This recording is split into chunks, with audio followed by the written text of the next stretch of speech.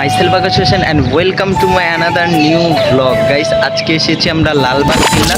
তো গাইস বহুদিন পর একটি নতুন ভিডিও নিয়ে আসছি গাইস, কারণ অনেক অসুস্থতে ছিলাম যার জন্য ভ্লগ নিয়ে আসতে পারি নাই। তো গাইস আজকে আমরা এই লালবাগ কেল্লা ঘুরবো এবং আপনাদেরকে দেখাবো। গাইস লালবাগ কেল্লার রহস্যময় একটি সুড়ঙ্গ আছে যেখানে কিনা পরিবিবির আত্মাকে দেখা যায়। তো গাইস আজকে আমরা সেই গুহা দেখব এবং এর সম্পর্কে আপনাদের অনেক ধারণা দেব। তো গাইস আজকের ভিডিওটি শুরু করা যাক।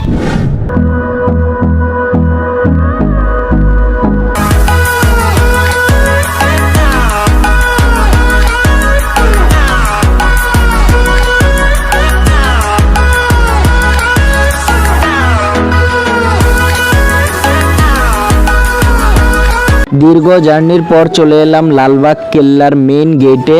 লালবাগ কেল্লার সুড়ঙ্গ রহস্যের চাদরে ঘেরা লালবাগ কেল্লার সুড়ঙ্গ পথ। ঢাকার ভেতর দর্শনীয় স্থানগুলোর কথা বললে সবার প্রথমে যে কয়েকটা জায়গার নাম আসবে তার মধ্যে অন্যতম হচ্ছে এই লালবাগ কেল্লা। ছোটবেলা থেকেই আমরা বইপত্রে কমবেশ লালবাগ কেল্লার ইতিহাস পড়ে বড় হয়েছি, কিন্তু এই বিশাল আকারের প্রাচীন নিদর্শনটিকে ঘিরে লোকমুখে প্রচলিত রহস্যগুলোর আজও কোনো উত্তর মেলেনি।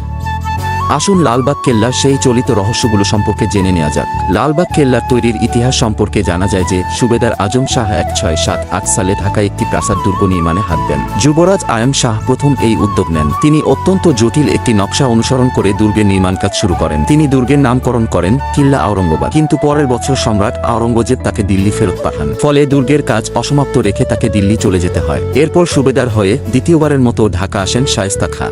যুবরাজ আয়ম শাহ তাকে লালবাগ দুর্গের অসমাপ্ত কাজ শেষ করার জন্য অনুরোধ করেন। শায়েস্তা খাঁ দুর্গের কাজ পুনরায় শুরু করেন, কিন্তু 1684 সালে তার অতি আদরের মেয়ে পরিবিবি অকস্মাৎ মারা গেলে তিনি অশুভ মনে করে এর নির্মাণ কাজ বন্ধ করে দেন। এর পরিবর্তে নির্মাণ করেন চিত্তাকর্ষক পরি বিবির সমাধিসৌধ। অসমাপ্ত অবস্থায় থাকার জেরে দুর্গটি পরিত্যক্ত হয়ে যায়। রহস্যের চাদরে ঘেরা লালবাগ কেল্লার সব থেকে রহস্যময় স্থান হচ্ছে লালবাগ কেল্লার দক্ষিণ পূর্ব দেয়ালের সঙ্গে যুক্ত সুড়ঙ্গ।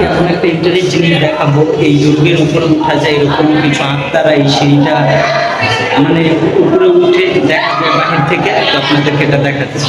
মূলত সুবেদার আমলে লালবাগ কেল্লার নিচে অসংখ্য সুড়ঙ্গ তৈরি করা হয়েছিল। সুড়ঙ্গগুলোর মধ্যে একটি সুড়ঙ্গ আছে যার ভেতরে কেউ ঢুকলে তাকে আর ফিরে পাওয়া যায় না বলে মনে করা হয়। তাই সবার সুরক্ষার জন্য সুড়ঙ্গটি তালাবদ্ধ করে নিষিদ্ধ ঘোষণা করা হয়। প্রাচীন এই নিদর্শনটি ঘিরে লোকমুখে প্রচলিত রহস্যগুলোর আজও কোনো সুস্পষ্ট ব্যাখ্যা মেলেনি।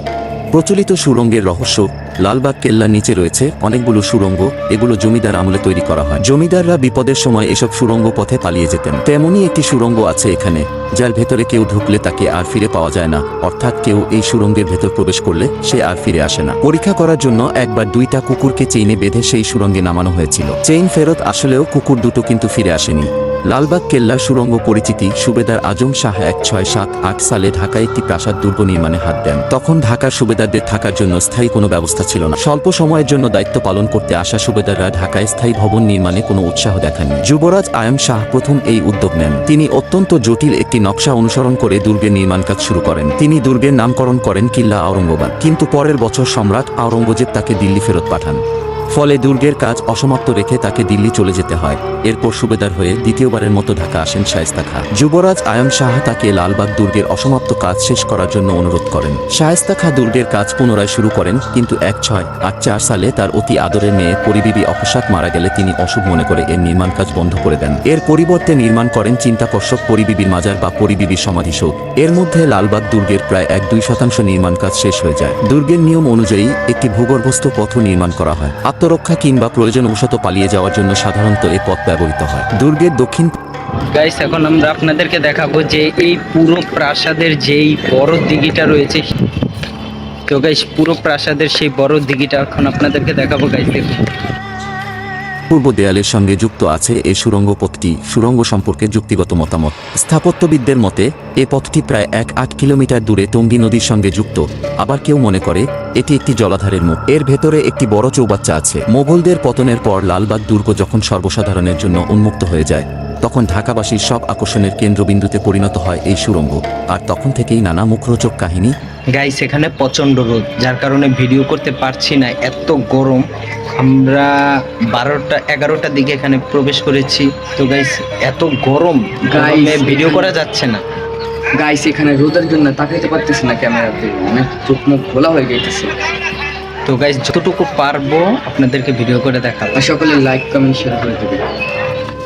দর্শক, লালবাগ কেল্লা ভূত আছে ঠিক কথা, যেমন সত্য মানুষের থেকে বড় ভূত নয়। প্রত্যেক তার বাবা মা তার সন্তানদের স্কুলে পড়ায়, আর দেখুন তারা স্কুল ফাঁকি দিয়ে এখানে প্রেম প্রীতি ভালোবাসা যৌবন লাল টমেটোতে আবদ্ধ হয়েছে। হা হা হা হা, এরাই হচ্ছে আগামী দিনের ডিজিটাল ভবিষ্যৎ। আশা করি যারা আকাশ হোসাইনের ফ্রেন্ড সার্কেল রয়েছে তোমরা অবশ্যই পড়াশোনা করে তারপর আকাশ হোসাইনের ব্লগ ভিডিও দেখবে। গাইস এখন আপনাদেরকে আমি দেখাবো যে যেই সুড়ঙ্গতে গেলে মানুষ আর কখনো ফিরে আসে না। তো গাইস আজকে আপনাদেরকে সেটা দেখাবো। তো গাইস ভিডিওটি দেখতে থাকুন। সেটার মধ্যে কুকুর ছাড়া হয়েছে, তারপর আরো অনেক কিছু ছাড়া হয়েছে, সেটা আপনাদেরকে ভয়েস ওভারে বলবো।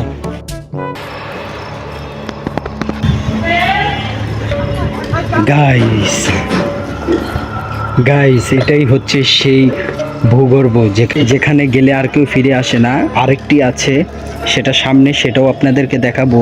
এখানে আরো অনেকগুলো সুড়ঙ্গ রয়েছে, কোথাও কোন জায়গায়। গাইস আমি বলতেছি সেটার মধ্যে আমাকে ঢুকিয়ে দেন, তো আমাকে কেউ ঢুকে দিতেছে না। আপনি একটু বলেন তো আমাকে ঢুকিয়ে দেওয়ার জন্য ঘরের মধ্যে। ও ঢুকলে গাইস এখান থেকে পৃথিবীতে আর তুই আর জীবন আইতেই পারবি না। তো আমাকে একটু ঢুকান আপনারা প্লিজ। গাইস এখানে গেলে কেউ আর ফিরে আসে না। আমি আসবো, চ্যালেঞ্জ। যত কিছুই করুক না কেন, তাহলে এই সাইডে মানে এই লালবাগ কেল্লার যারা পরিচালক রয়েছে বা দায়িত্বে যারা আছে তারা করতে অনেক কিছুই চেষ্টা করতে। বিদেশ থেকে মানুষ এসেছে, এটা আপনারাই বলেন তো, আমি তো চ্যালেঞ্জ দিলাম আমি ঢুকে ফিরে আসবো, তাহলে এত কেন কথা? কিছুই হবে না। এখন চলুন, এখন আপনাদেরকে দেখাবো যেখানে মানুষ ঢুকলে আর কখনো বের হতে পারে না সেই সুড়ঙ্গ। একটা হলো উপরে, একটা হলো নিচে। যেটা আপনাদেরকে শুরুতে একটা দেখাইছি, এখন যেটা দেখাবো এটা হচ্ছে সবার মেইন যেই ফোকাসটা। তো গাইস চলুন ভিতরে। প্লিজ যারা আকাশ হোসাইন ইউটিউব চ্যানেলটি সাবস্ক্রাইব করে নাই, প্লিজ অনুরোধ করে সবাই ইউটিউব চ্যানেলটি সাবস্ক্রাইব করুন। আপনারা একটি সাবস্ক্রাইব, একটি লাইক, কমেন্ট করলে আমার ভিডিও করার উৎসাহ বাড়ে। আপনাদের জন্য জায়গায় জায়গায় ঘুরে ট্রাভেল করে কষ্ট করে না ঘুমিয়ে এডিট করে ভিডিও তৈরি করি। প্লিজ একটিমাত্র সাবস্ক্রাইব করুন। আপনাদের সবাইকে নিয়ে ইনশাআল্লাহ একদিন আমি আপনাদের জন্য অনেক বড় সারপ্রাইজ এবং উপহার দেব। সবাই আমার ভালোবাসা নেবেন। ভিডিওতে কোনো ভুল হলে প্লিজ অনুরোধ করে ক্ষমা করে দিবেন। আমার পেছনে যেটা দেখছেন এটাই হচ্ছে সেই সুড়ঙ্গ। তো গাইস এর জন্যই লালবাগ কেল্লা আসা।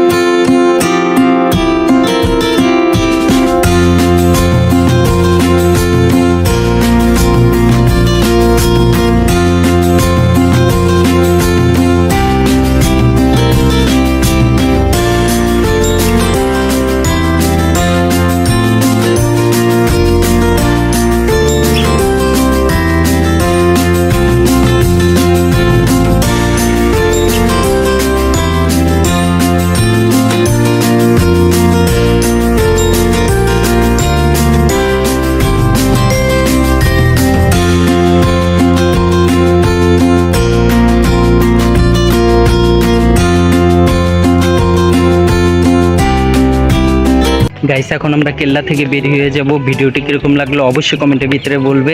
তো গাইস আজকে লালবাগ কেল্লার এই পর্যন্তই। সবাই ভালো করবেন, ভালো থাকবেন, আর সাবস্ক্রাইব অবশ্যই লাইক করবেন। আপনার লাইক কমেন্ট শেয়ার করতে ভুলবেন না। সবাই ভালো থাকবেন, সুস্থ থাকবেন। Tata care, love you guys, খোদা হাফেজ।